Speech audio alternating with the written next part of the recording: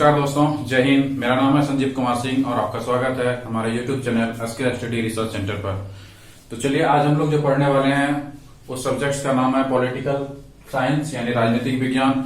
और political science का हम लोग पहला चैप्टर यानी कि basic structure of any constitution यानी संविधान का जो आधारभूत संरचना होता है उसके बारे में स्टडी करेंगे। तो हम लोग देखिए राजनीतिक विज्ञान के बारे में पढ़ने के लिए जा रहे हैं। और राजनीतिक विज्ञान यानी ऐसे विज्ञान को कहेंगे जिसमें राज करने की नीति सिखाई जाती है यानी शासन करने की प्रबंधन सिखाई जाती है। राजनीतिक विज्ञान का इंग्लिश में हम लोग कहेंगे पॉलिटिकल साइंस। तो पॉलिटिकल साइंस में जो पॉलिटिकल है ये वर्ड आया है पॉलिस शब्द से, और पॉलिस शब्द जो है ये ग्रीक भाषा का शब्द है। ग्रीक भाषा आपके यूनान की भाषा है जो यूरोप की एक छोटे से देश है। तो जो पॉलिस शब्द है इसका मतलब होता है राज्य। और पॉलिटिकल साइंस का अगर फादर की हम बात करेंगे यानी पॉलिटिकल साइंस के पिता किसे कहा जाता है, पॉलिटिकल साइंस का जनक किसे कहा जाता है, तो अरस्तु को कहा जाता है। अरस्तु, हम उसी अरस्तु की बात कर रहे हैं जिसके शिष्य जो है सिकंदर थे, जिसे विश्व विजेता भी कहा जाता है। तो आप देखेंगे कि राजनीतिक विज्ञान में जो है शासन के कितने प्रकार होते हैं यानी शासन कितने प्रकारों से किया जा सकता है। तो शासन के प्रकार में हम सबसे पहले पढ़ेंगे अल्पतंत्र के बारे में। अल्पतंत्र वैसी शासन व्यवस्था या वैसी राजनीतिक व्यवस्था को कही जाती है जहां पर समाज के या फिर उस भूभाग के कुछ चुनिंदा लोग शासन व्यवस्था चलाते हैं, उसको हम लोग अल्पतंत्र बोलेंगे, जिसको इंग्लिश में ओलिगार्ची कहते हैं। अब दूसरी व्यवस्था पर आते हैं जिसका नाम है राजतंत्र। आप लोग राजतंत्र वाली व्यवस्था से ज्यादा परिचित होंगे क्योंकि इस तंत्र में एक राजाओं का शासन होता है। राजा ही पूरे अपने नियंत्रण में आने वाले भूभाग को नियंत्रित करता है और अपनी नीतियों अनुसार वहां पर शासन चलाता है, उसको राजतंत्र कहते हैं। इसको इंग्लिश में हम लोग मोनार्ची बोलेंगे। तीसरे में आए तो इसका नाम है धर्मतंत्र। धर्मतंत्र यानी ऐसे तंत्र के द्वारा शासन चलाया जाता है जहां धर्म की विशेषता होती है यानी धर्म को प्रधानता दी जाती है।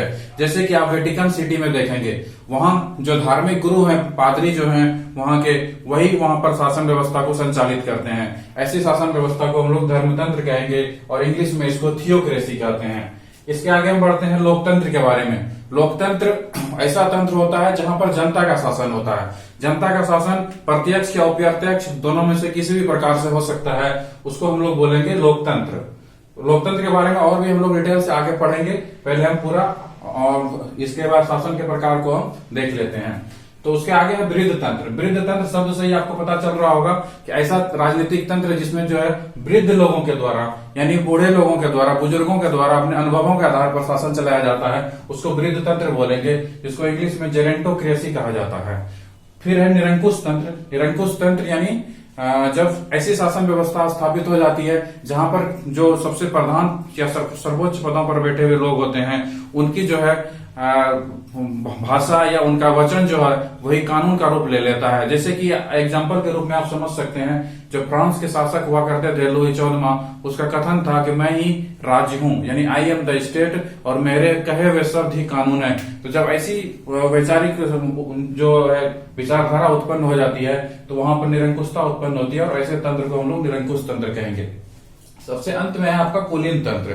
कुलीन तंत्र में ऐसी व्यवस्था उत्पन्न होती है जहां पर उस समाज के अभिजात वर्ग यानी उच्च वर्गों के द्वारा जो है शासन व्यवस्था या शासन का प्रबंधन किया जाता है, उसको हम लोग कुलीन तंत्र बोलेंगे, जिसको इंग्लिश में हम एरिटोक्रेसी भी कह सकते हैं। अब हम पढ़ते हैं लोकतंत्र के बारे में। लोकतंत्र शब्द जो है जो इंग्लिश का रूप होगा वो डेमोक्रेसी होगा। यानी डेमोक्रेसी शब्द जो है दो शब्दों से बना है, डेमोस और क्रेसिया से। डेमोस का मतलब होता है लोग और क्रेसिया का मतलब होता है शासन। यानी डेमोक्रेसी में किसका शासन होगा, तो लोगों का शासन होगा। एग्जांपल्स के रूप में आप देखेंगे कि अभी जो विश्व में प्रचलित ज्यादातर देशों में जो है वो डेमोक्रेसी ही चलती है। हालांकि इसके रूप कई सारे होते हैं, उसके बारे में हम लोग डिटेल्स में आगे भी देखेंगे। तो चलिए आगे बढ़ते हैं। अब हम देखेंगे कि डेमोक्रेसी का जो सबसे अच्छा व्याख्या किया गया है वो अब्राहम लिंकन साहब के द्वारा किया गया है। अब्राहम लिंकन का जन्म जो है 1809 ईस्वी में और इनकी मृत्यु जो है 1865 ईस्वी में हुई थी। अब्राहम लिंकन साहब कौन थे? अब्राहम लिंकन साहब जो है अमेरिका में के पोस्वेत राष्ट्रपति थे, जिनकी कई सारी कहानियां प्रचलित है, जिसमें से अमेरिका का जैसे गृह युद्ध इन्होंने ही समाप्त करवाया था। फिर वहां पर आपका दास प्रथा का अंत जो है इनके ही कार्यकाल में हुई थी। हालांकि बाद में इनकी हत्या हो गई गृह युद्ध की वजह से, लेकिन ये लोकतंत्र को व्यवस्थित करने में अमेरिका में इनका काफी योगदान है और ये रिपब्लिकन पार्टी की तरफ से वहां के राष्ट्रपति निर्वाचित हुए थे। तो उनका कहना था कि जनता के लिए और जनता द्वारा शासन ही जो है लोकतंत्र का जो मूल स्तंभ है। यानी जनता जब प्रत्यक्ष रूप से जो है शासन व्यवस्था में सहभागिता दर्शाती है तो वो लोकतंत्र जो है ज्यादा सफल लोकतंत्र कहलाता है। अब हम देखेंगे कि लोकतंत्र को जो है अलग अलग रूप में विभाजित किया गया है कि लोकतंत्र के अनेकों प्रकार हैं। उसमें से हम कुछ प्रकार को यहाँ पर दर्शाए हुए हैं जिसके बारे में आपको हम डिटेल्स का व्याख्या करने जा रहे हैं। तो लोकतंत्र में हम देखेंगे तो सबसे पहले हम पढ़ते हैं प्रत्यक्ष लोकतंत्र और अप्रत्यक्ष लोकतंत्र क्या होता है। तो प्रत्यक्ष लोकतंत्र ऐसे लोकतंत्र को कहेंगे कि जिसमें जनता की सीधी भागीदारी हो, यानी जनता स्वयं जो है अपना निर्णय स्वयं उपस्थित होकर कर सकता है अपने निर्णयों के बारे में, तो उसको हम लोग बोलेंगे प्रत्यक्ष लोकतंत्र। जैसे ये व्यवस्था जो है विश्व में स्विट्जरलैंड देश में मौजूद है। स्विट्जरलैंड जो है ये आपका यूरोप में पड़ता है, यूरोप का एक देश और काफी मशहूर देश है। आप इसके बारे में बीच बीच में समाचार पत्रों में भी आते रहता है कि स्विट्जरलैंड जो है वो काले धन को वहां पर जमा किया जाता है, क्योंकि उसकी सरकार जो है पूरे विश्व से जो काले धन को वहां पर जमा करके लोग अपने टैक्स देने से बचते हैं अपने अपने देशों में, तो उसके लिए ज्यादा फेमस है स्विट्जरलैंड। तो आपके हालांकि उसकी खूबसूरती भी काफी अच्छी है, यानी कि स्विट्जरलैंड एक बहुत ही अच्छा देश है, बहुत ही खूबसूरत देश है। आप भारत के बॉलीवुड सिनेमा में भी स्विट्जरलैंड के काफी सारे दृश्य देखे होंगे।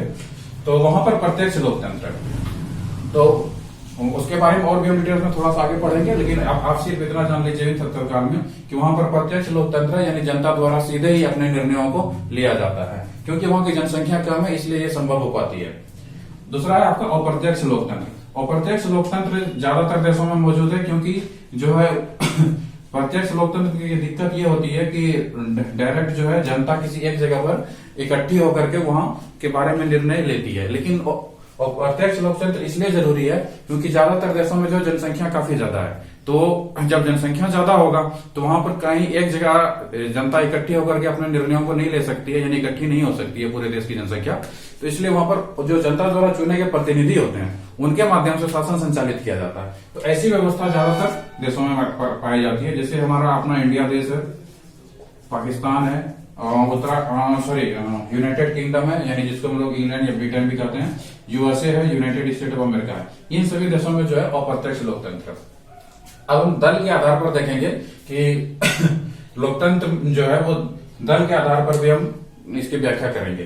तो जैसे अब इसको तीन तरीके से बांटा गया है, एक दलीय, द्विदलीय और बहुदलीय। कुछ राष्ट्र ऐसे हैं जहां पर जो है एक दलीय व्यवस्था है।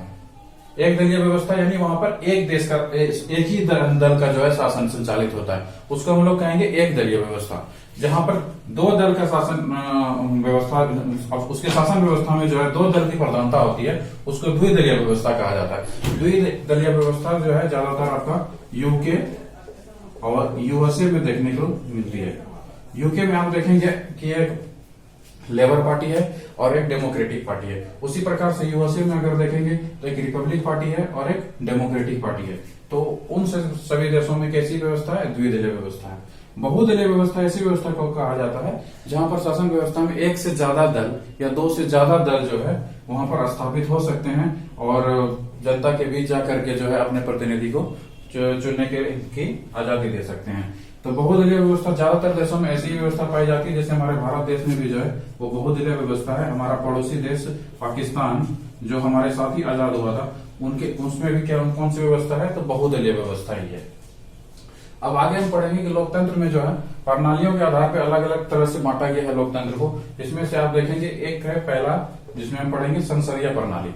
संसदीय प्रणाली ऐसी प्रणाली को कहा जाता है जहां पर जनता द्वारा जो अप्रत्यक्ष रूप से प्रतिनिधि चुने जाते हैं, जो सांसद चुने जाते हैं, वो सब मिल करके जो बहुमत वाला दल होता है वो मिल करके एक मंत्रिमंडल का गठन करता है और इस मंत्रिमंडल के प्रधान जो होते हैं वो प्रधानमंत्री को कहा जाता है। तो संसदीय व्यवस्था में क्या होती है कि औपचारिक रूप से प्रधान जो है वो तो वहां के राष्ट्रपति होता है, लेकिन जो वास्तविक प्रधान है वो प्रधानमंत्री होता है। तो ऐसी व्यवस्था को हम लोग कहेंगे संसदीय व्यवस्था। यानी वहां पर औपचारिक प्रधान कौन होगा? तो राष्ट्रपति होगा और जो वास्तविक प्रधान होगा वो प्रधानमंत्री होगा। अब हम अगली व्यवस्था पर आते हैं, अगली प्रणाली पर आते हैं, जिसको हम लोग अध्यक्षा प्रणाली या इसी को हम लोग राष्ट्रपति प्रणाली भी कहते हैं। ऐसा इसलिए क्योंकि इस प्रणाली में जो है राष्ट्रपति ही सर्वोच्च सत्ता का जो है सर्वोच्च भागीदारी आप कह सकते हैं, या वो सर्वोच्च सत्ता का जो केंद्र होता है वो राष्ट्रपति में ही नीत होती है। यानी राष्ट्रपति जो है सर्वशक्तिमान होती है। वास्तविक प्रधान और औपचारिक प्रधान दोनों जो है वो राष्ट्रपति ही होता है, इसलिए इसको राष्ट्रपति प्रणाली या अध्यक्ष प्रणाली कहा जाता है। अब देखिए जब राजनीतिक विज्ञान में हम लोग जो है यहां तक पहुंचेंगे तो अब हम ये जानने की कोशिश करेंगे कि आखिर ये लोकतंत्र जो अलग अलग प्रकार से अलग अलग जगहों पर पाया जाता है, तो ये लोकतंत्र कहाँ पर फलीभूत होगा? ये किसी न किसी राज्य में फलीभूत होगा।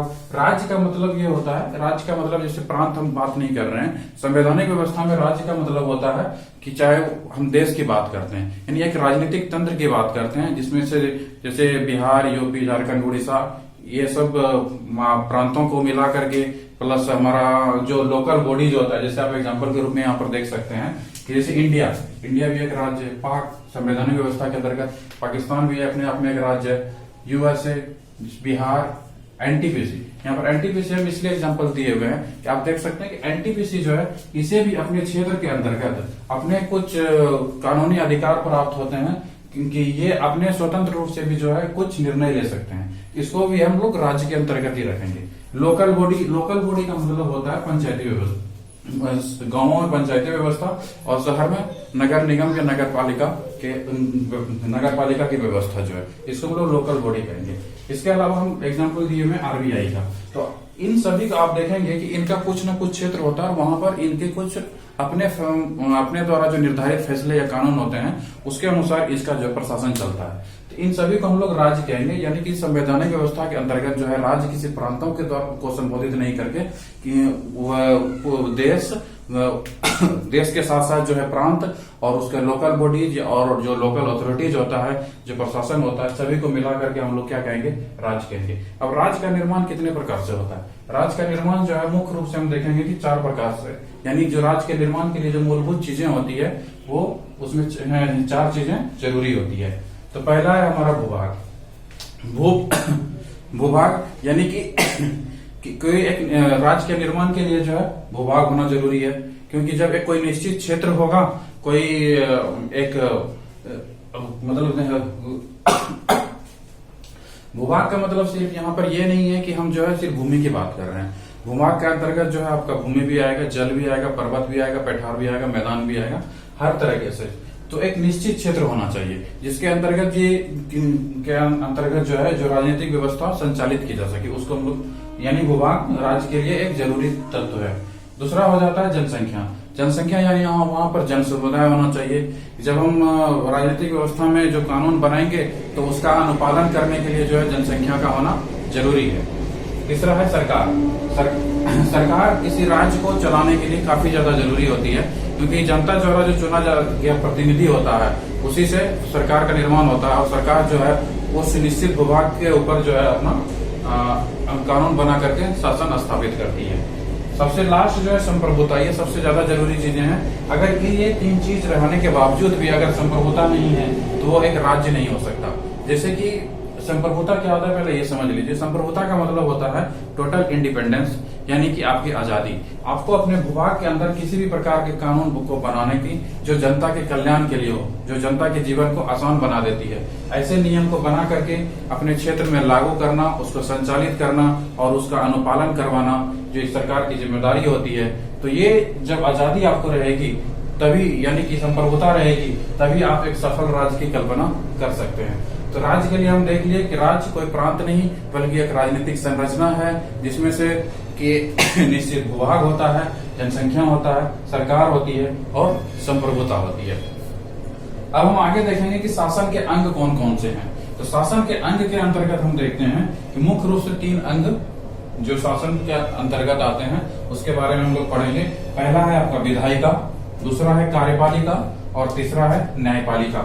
विधायिका को हम लोग लेजिस्लेटिव कहेंगे, कार्यपालिका को एग्जीक्यूटिव और न्यायपालिका को जुडिशियरी कहेंगे। तो विधायिका को हम लोग 2 स्तर पर बांट सकते हैं, एक केंद्र के स्तर पर और एक राज्य के स्तर पर। केंद्र के स्तर पर अगर हम देखेंगे तो इसको लोकसभा और राज्यसभा कहेंगे, यानी लोकसभा और राज्यसभा जो सदन है वो केंद्र के स्तर पर निर्धारित होता है, और राज्य के स्तर पर अगर हम देखेंगे तो विधानसभा, और कहीं कहीं अगर जरूरत पड़ने पर विधानसभा अगर चाहेगी तो वहां पर विधान परिषद भी गठित हो सकता है। अब लोकसभा, राज्यसभा, विधानसभा और विधान परिषद जो है इसको हम डिटेल से भी आगे आने वाले चैप्टरों में फिर पढ़ेंगे। तो आगे चलते हैं कार्यपालिका। तो कार्यपालिका के अंतर्गत हम देखते हैं कि इसको 4 तरीके से बांटा गया है, यानी जो कार्यपालिका है वो किस किस रूप में काम करती है अलग अलग देशों में, उसके आधार पर इसको 4 प्रकार से बांटा गया है। पहला है अध्यक्षीय, दूसरा है संसदीय, तीसरा है दोहरी और चौथा है बहुल। तो चलिए इन चारों को हम समझते हैं। तो अध्यक्षीय शासन वहां पर होगा, यानी कार्यपालिका जो है अध्यक्षीय रूप वहां पर कहलाता है जहां पर कि राष्ट्रपति जो है प्रधान होता है, यानी शासन की सर्वोच्च सत्ता के रूप में जो है सभी शक्तियां जो है वो राष्ट्रपति के अधीन होती है, यानी एकमात्र जो प्रधान है वो राष्ट्रपति होगा, उसको हम लोग बोलेंगे अध्यक्षीय व्यवस्था। और संसदीय व्यवस्था वैसी व्यवस्था को कहेंगे जहां पर कि औपचारिक प्रधान जो है वो राष्ट्रपति होगा और वास्तविक प्रधान जो है वो हमारा होगा प्रधानमंत्री में होगा, यानी प्राइम मिनिस्टर में होगा। तो वैसी व्यवस्था को हम संसदीय व्यवस्था कहेंगे। अध्यक्षीय व्यवस्था यूएसए यानी अमेरिका में आपको देखने के लिए मिलेगी, और संसदीय व्यवस्था जो है हमारे प्यारे भारत देश, इंडिया जैसे देशों में देखने को मिलती है। अब हम आगे जानेंगे, ये इन 2 शब्दों से आप लोग ज्यादातर लोग परिचित होंगे और जानते भी होंगे, लेकिन इनके अलावा हम पढ़ेंगे दोहरी और बहुल। तो दोहरी व्यवस्था ऐसे देशों में पाई जाती है जहां पर जो शासन सत्ता का केंद्र है, जो कार्यपालिका की जो शक्तियां हैं वो राष्ट्रपति और प्रधानमंत्री में विभाजित होती है। ऐसी व्यवस्था जो है ये दोहरी व्यवस्था ये फ्रांस में पाई जाती है। फ्रांस में क्या है कि शासन सत्ता की जो शक्तियां हैं वो आपका राष्ट्रपति और वहां प्रधानमंत्री दोनों में जो है बांट दिया जाता है, यानी अलग अलग दोनों में शासन सत्ता की शक्तियां मौजूद होती। अब बहुल शासन प्रणाली जो है ये आपका स्विट्जरलैंड में पाया जाता है। स्विट्जरलैंड में क्या है कि 7 सदस्यों का एक निर्वाचक मंडल होता है, उसमें सिर्फ नाम मात्र का किसी एक सदस्य को प्रधान मान लिया जाता है, लेकिन शासन सत्ता की जो शक्तियां हैं वो 7 सदस्य में बराबर मात्रा में मौजूद है। इसलिए वैसी प्रणाली जो है ये बहुल प्रणाली ये आपका स्विट्जरलैंड में मौजूद है, स्विट्जरलैंड में मौजूद है।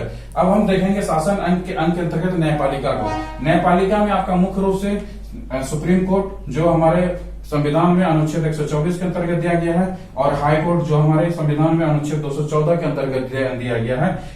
न्यायपालिका को अगर हम डिस्क्रिप्टिव में पढ़ेंगे, फिर इसके आगे डिस्ट्रिक्ट कोर्ट, सिविल कोर्ट वगैरह होता है, तो उसके बारे में हम आगे जो है जब हम इसका जुडिशरी को कंप्लीट रूप से डिस्क्राइब करने लगेंगे तो वहां पर हम समझेंगे। प्रांतों के संबंधों के आधार पर जो है शासन प्रणाली को 3 प्रकार से बांटा गया है। किसके आधार पर? केंद्र एवं प्रांतों के संबंधों के आधार पर। पहला है आपका परिसंघीय प्रणाली, दूसरा है संघीय प्रणाली और तीसरा है एकात्मक प्रणाली। इंग्लिश में इसको कहेंगे कॉन्फेडरल सिस्टम, फेडरल सिस्टम और यूनिटरी सिस्टम। अब हम तीनों अलग अलग सिस्टम्स को समझने की कोशिश करते हैं। परिसंघीय प्रणाली, परिसंघीय प्रणाली ऐसी प्रणाली को कहा जाता है जहां पर ना तो केंद्र का ज्यादा मतलब वैल्यू होता है और ना ही ज्यादा प्रांत का।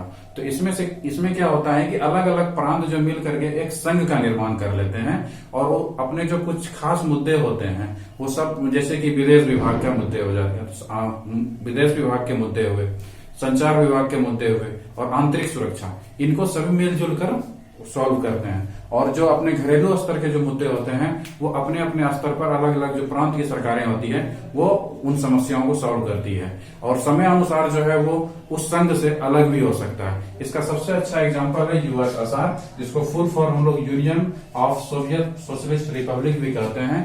इनको जब जरूरत पड़ी, जब पश्चिमी देशों से खतरे का अनुभव हुआ, तो इन लोगों ने अपना संघ बना लिया और सन 1991 ईस्वी में फिर ये 15 अलग अलग देशों में बढ़ गए। तो ऐसी प्रणाली कौन सी प्रणाली कहलाएगा?